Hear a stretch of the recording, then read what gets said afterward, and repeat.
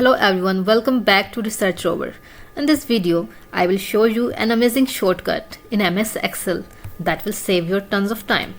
If you have a long list of first names in one column and surnames in another column, and you need to combine them into a third column without manual typing, this trick is for you. Like if you are typing manually like this,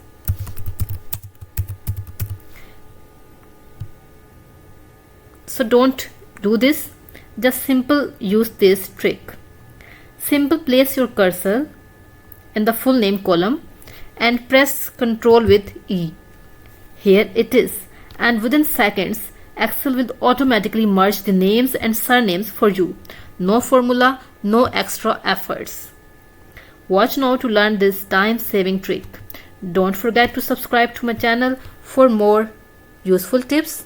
Hit the bell icon to stay updated. Drop your question in the comment box.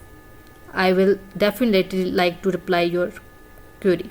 Thank you. Thanks for watching.